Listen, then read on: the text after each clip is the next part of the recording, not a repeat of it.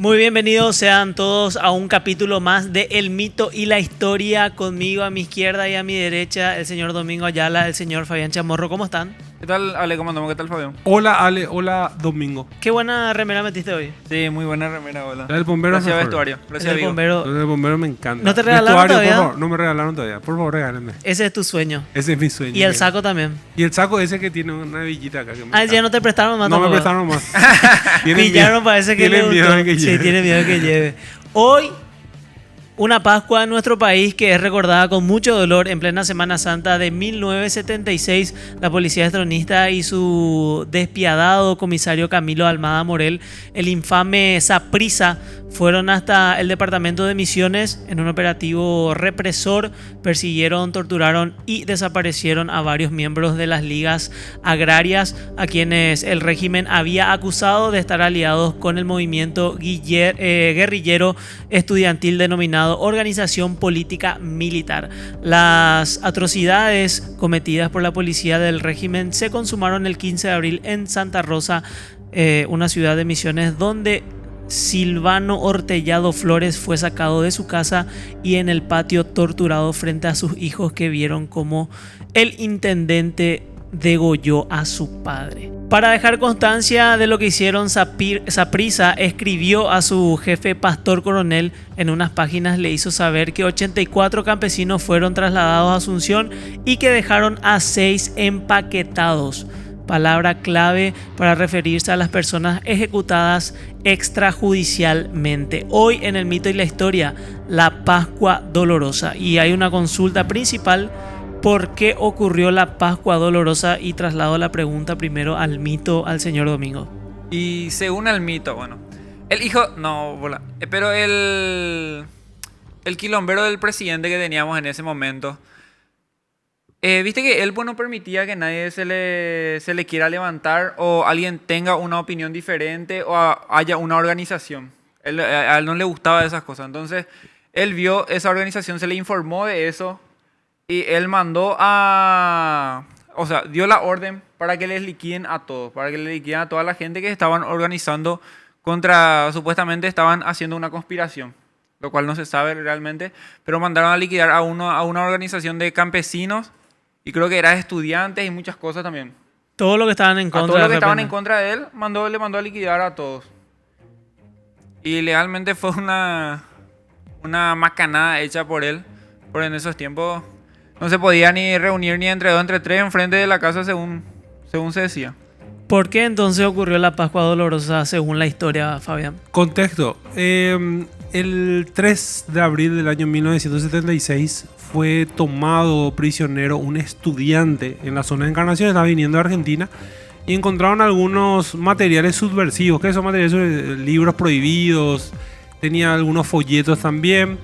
Y le enviaron a investigaciones, que era el centro de la inteligencia, entre comillas, policial del régimen, donde fue torturado. Y durante las torturas cantó algunos nombres. Terminó diciendo algunos nombres. Es que hay que ponerse. Te están pegando, te están jugando. Vos sos joven. Estamos hablando de alguien que tenía cuando esos 19, 20 años. Y te vas a quebrar. Y a veces decía el nombre que te pidieron que digas. Sí, termina diciendo lo que ellos querés, claro. Y a partir de ahí empieza un operativo. El 4 él era uno. La policía descubre que era miembro de una organización llamada Organización 1 de Marzo, Organización Política Militar, OPM. El 4 de abril del año 1976, la policía le termina asesinando a un músico llamado Martín Rolón Centurión en su propia casa en Lambaré, que al parecer estaba relacionado con el movimiento y que también fue desaparecido. Su familia hasta hoy en día sigue buscando sus restos. Al otro día, 5 de abril, hacen un allanamiento en Asunción, donde terminan matando a quien pensaban que era el líder de la OPM, llamado Juan Carlos da Costa. En ese mismo procedimiento lo hieren a Mario Scherprono, y quien logra escapar de la casa donde fue asesinado da Costa y se esconde en la iglesia San Cristóbal, que es de Asunción. La misma de que La estaba. misma iglesia, y el sacerdote, para que quería evitar problemas, lo termina entregando el otro día a la policía. A él lo matan bajo torturas. El documento de Verdad y Justicia, que es el documento de los archivos del terror de la época de Stroessner, dicen que le terminan matando con una varilla, con un golpe en la cabeza, pero su cuerpo, está la foto, su cuerpo estaba destrozado. Le habían jugado, pero le pegaron en cada rincón del cuerpo. Su señora, su joven esposa, Guillermina Kanonikov, que en aquella época estaba embarazada, le tuvo a su hijo en la cárcel. Sus pocas pertenencias a un matrimonio joven fueron totalmente robadas y saqueadas por la policía la noche en la que fue tomada la casa de la Costa, y que terminó siendo asesinado. ¿Qué es la Pascua Dolorosa? Es una represión que empezó con la OPM y que se trasladó a supuestos brazos campesinos de la OPM, relacionados a las ligas agrarias campesinas o ligas agrarias cristianas. ¿Dónde tenían su centro? En Misiones. En donde se instaló Saprissa, el conocido como Saprissa, no tenía nada de Saprissa en su apellido, en San Juan, Misiones, en un antiguo cuartel llamado Abrancue, donde fueron traídos cientos de campesinos relacionados a las ligas, donde fueron humillados de la peor manera. Torturas. Todo bajo especulaciones nada más. Todo bajo... lo que pasa es que vos torturabas, y como te digo, vos torturabas y te daban un nombre, vos torturabas y te daban otro nombre, y así. Con tal de que pare. Porque llegaron a torturarles o matarles hasta incluso estudiantes. Sí, no. En Paraguay hubo más de 400 desaparecidos, Ay, de los cuales creo que hasta hoy en día 4 o 5 nada más fueron encontrados e identificados.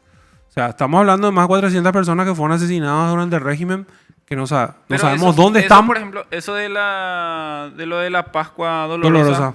Eso no se supo después por medios, por ejemplo, radio o algo así. No. ¿Dónde están? No. De esos 6 empaquetados que decía ahí, realmente fueron 8 los asesinados en Abrancue, o sea, en la zona de Misiones. 6 habrá sido ese día, pero después fueron asesinados 2 más. 4 de ellos eran hermanos. El apellido de los hermanos era López Maidana. Fueron asesinados 4 hermanos de apellido López Maidana y desaparecidos definitivamente. Y vos contaste el caso de Silvano cuando hiciste el relato. Sí. A él lo terminan degollando frente a su familia. Y atender lo que dice el informe de la policía. Dice, tan fanatizados están estos tipos que él se degolló frente a su propia familia. No. Que él se cortó el cuello frente a su familia. Qué locura. Sí. Y esos eran los informes que después aparecían de repente en los periódicos, exagerados, diciendo que los propios campesinos se terminaban matando ellos mismos. Pero no fue solamente eso. Hubo violaciones de mujeres. Hubo otros que fueron torturados. A uno de ellos le hicieron cortes, le tiraron miel encima del cuerpo como para que las hormigas del campo, que son las hormigas, las acangó que conocemos, Sí.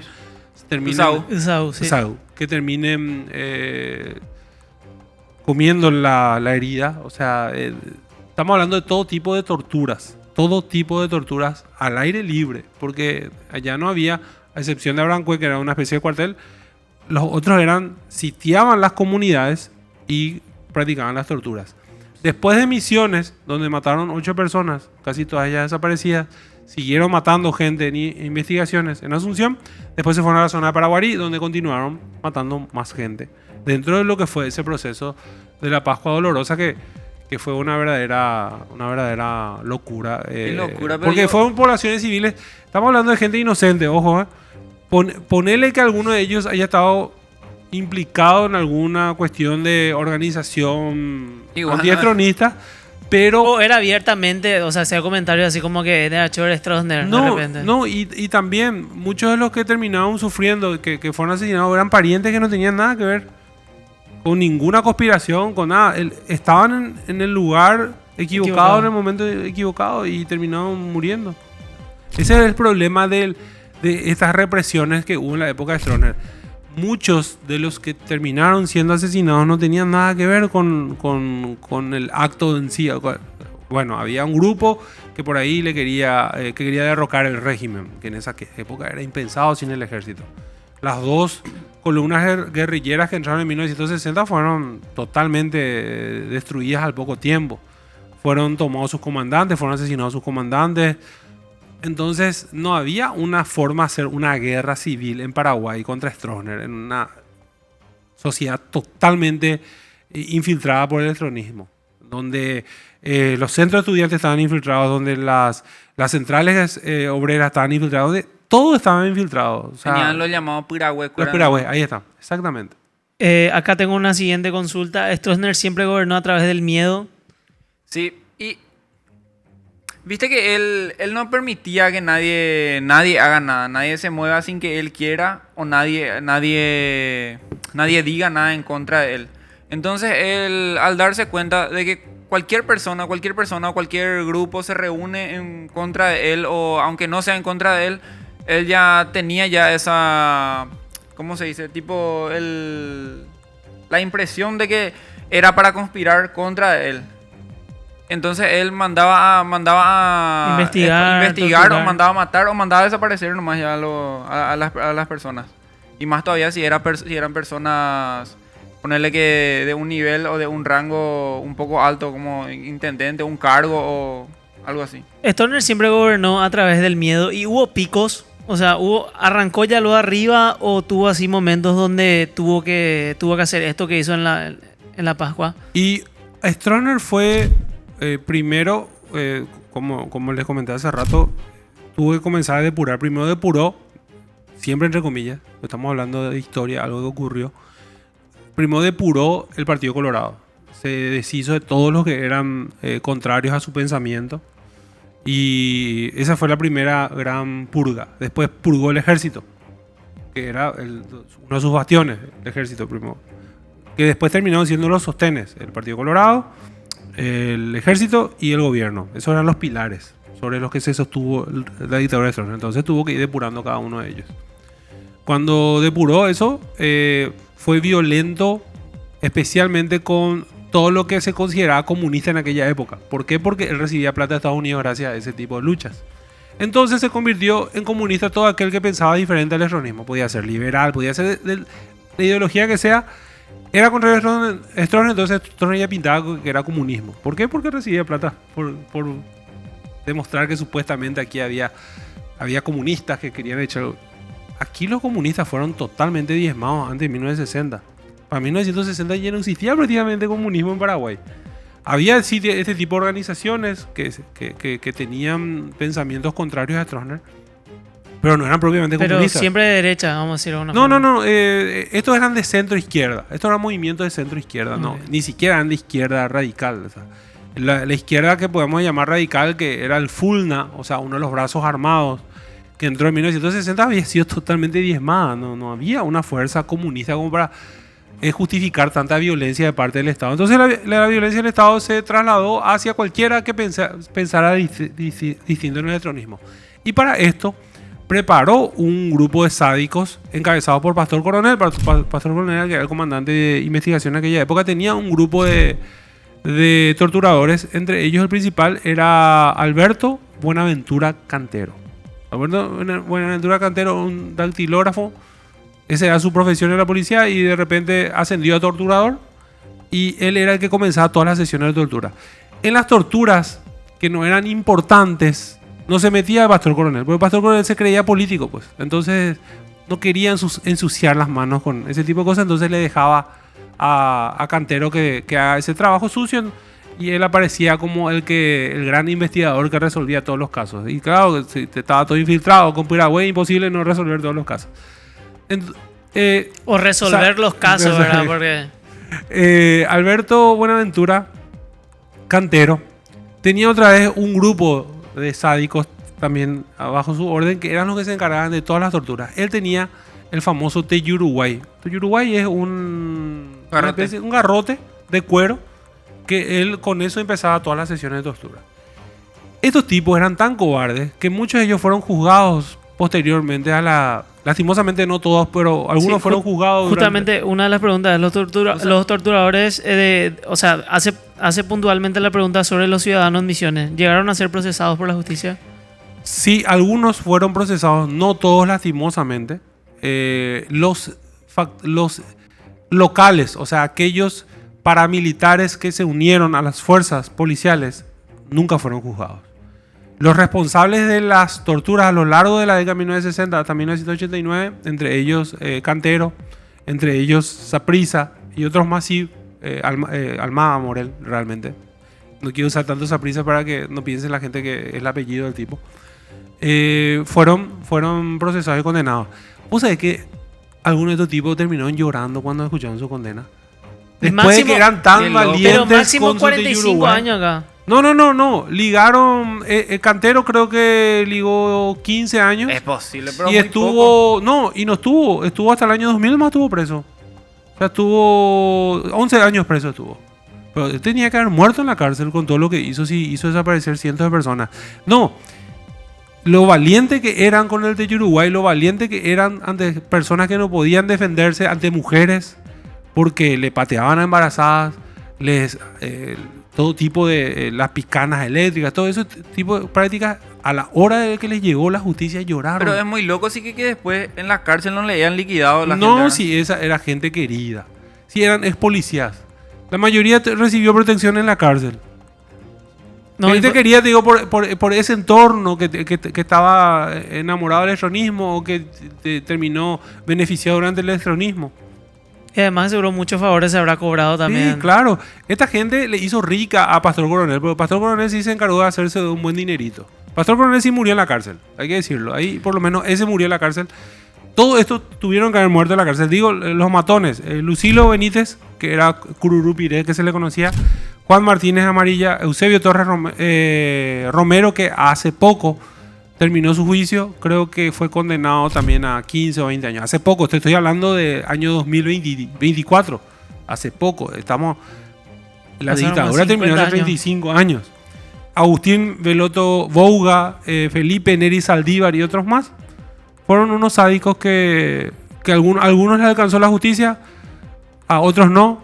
Algunos estuvieron en una cárcel muy poco tiempo, pero la gran mayoría terminó impune. Pero no llegaron a dar testimonios y a contar tipo... No, nada. Nada nos revelaron. No. Sí, los archivos del terror, cuando vos pensás que vas a ser impune para toda la vida, vos no tenés problema en escribir qué es lo que está pasando. Y esos son los archivos del terror. En los archivos del terror vos tenés absolutamente todo el registro, cómo le mataste a esa gente, todo lo que pasó a esa gente. Y también la Comisión Verde de Justicia se tomó el trabajo de entrevistar a los sobrevivientes de tanto de la Pascua Dolorosa como de otros episodios, que por suerte está todo grabado, el público puede acceder a eso sin ningún problema. Hay 7 libritos que contienen todos los procesos por diferentes temas, tierras malavidas, torturas, exilio, donde está todo explicado. O sea, ¿por qué digo esto? Porque justamente la otra vez uno de nuestros, que no creo que sea uno de nuestros Viewers. televidentes, estaba diciendo que gracias a Stroessner no existía comunismo en Paraguay, pero aquí no iba a existir comunismo. Es imposible que se infiltre el comunismo acá en Paraguay, país mediterráneo. Nos iban a atacar, rápidamente entre Brasil y Argentina nos iban a atacar y íbamos a hacer... No sé qué iba a pasar en Paraguay si el comunismo... Pero en serio, hay era mucha gente que el la fanatismo, sí, el fanatismo. Porque Stroessner era progreso de mañana. A la mañana se iba y hacía sus inauguraciones y eso. A veces inauguraba un centro de salud con los mismos equipos del centro de salud anterior, pero bueno, eso es otro tema. Y a la noche era paz. Entonces todo el día te metió paz y progreso, paz y progreso. Y si todo el día te meten propaganda, vos terminás creyendo en la propaganda. Eso es lo que pasó en el erronismo, una buena propaganda. Era paz Paz. y progreso. Paz. Qué brillante. Primero vamos a pasar a la pregunta de Nico para Fabián y luego vamos a tener la historia detrás de la foto. Adelante, Nico, por favor. Yo quiero saber por qué Stroessner estaba en contra de la actividad educadora de las ligas agrarias. Y porque consideraba que esas actividades eran subversivas, que no iban de acuerdo a la corriente educativa o de formación que quería para el que quería que tenga la educación, que la educación sirva para adoctrinar a la gente, para que la gente esté mansa. Y las ligas agrarias eran una especie de cooperativismo muy interesante que no vio sus frutos porque fueron también diezmados a sangre y fuego. Pero era muy interesante. Estamos hablando de comunidades campesinas totalmente aisladas y olvidadas por el Estado. O sea, el Estado no contribuía absolutamente nada para esas No les familias. ayudaba. No había ningún tipo de ayuda, pero de ninguna manera. ¿Y qué hicieron? Ellos se organizaron como para producir y además de producir también educarse a ellos mismos. Ni siquiera el sistema educativo llegaba a ellos. Hija. Entonces fue mal visto justamente por ser Por organizarse. por organizarse. Encima No que había ni se les organizarse. ayudaba, les mandaban a callar otra. Eh, Andaba a Eso cerrar. pasó. Eso terminó pasando. Otra pregunta más, Nico. Pasamos a la foto. Pasamos a la foto, por favor. La historia detrás de la foto. Adelante. Es la misma persona. Este es el famoso Alberto Buenaventura Cantero. Ahí está joven con su uniforme todavía del cuartel. Y la otra foto, Este es Cururupira. llorando. Ese- No. Ah, tiene pinta de Este fue el comandante de todos ellos. Curururoa. Alberto Buenaventura Cantero. Estas son las personas que acataban las órdenes. Este era la mano derecha de Pastor Coronel y este es el que manejaba ese grupo de gente que yo te digo. Lloró cuando supo su condena. Imagínate todo el dolor que causó, todo lo valiente que era con su Uruguay y le llegó la justicia y lloró.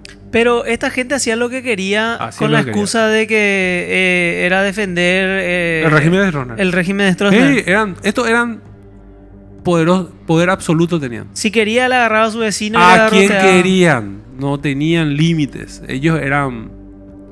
Yo podía escribir, tipo, conspiraban contra el presidente y, tipo, ya le mando a matar nomás ya. Sí,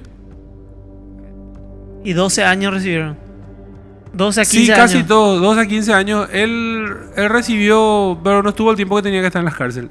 Terminó sus 20 años parece que recibió él. Él terminó muriendo en prisión domiciliaria. Dios mío. Él murió, 10 años vivió tranquilamente en su casa. Porque Demasiado flojo, en el así 2000 se le liberó y en el 2010 murió. Qué pena que no contribuyeron al menos después en dejar algún tipo de memoria con personas que hayan recordado, que haya afectado de alguna manera, que hayan No. torturado. Ni como abono Para el sirvieron. olvido. Ni como abono sirvieron. Para el olvido de toda esa gente que murió en manos de esa gente. Sí. Ahí todavía vivos, ojo, ahí todavía vivos. Que llegaron a identificarlo, ¿verdad? No, O algunos este torturadores. que fue hace poco condenado no fue capaz de dar ni un dato para decir por lo menos dónde están enterrados la gente. Pero ellos las terminaron condenas que matando. tuvieron estas personas fueron porque algunos torturados lo reconocieron. No, claro, torturados que lo reconocieron y torturados que reconoció que tuvieron algunos de los asesinatos y desaparecidos. Y solamente 15 a 20 años por gente que mataron y desaparecieron. Algunos menos. Pero, aunque haya todavía gente que mandaron a hacer esas cosas, yo creo que seguramente ya no se les puede más... No hacer nada. prescriben, ese tipo de crímenes no prescriben. No, toda la vida. igual. No, sí, no, un asesinato no prescribe. Hoy que aprendimos, Domingo. Y que hay que dar paz y No, progreso. no. Y Yo- eso hizo él y 35 está años bien. duró su gobierno. ¿Verdad? Y sí, es triste, pero es así. Es triste, pero es así. Y en este programa comemos estronistas. No. Bueno, yo mejor ya no opino. Nos vemos en el próximo programa. Muchas gracias, Domingo. Muchas gracias, Fabián. Ya, bueno. Hasta luego.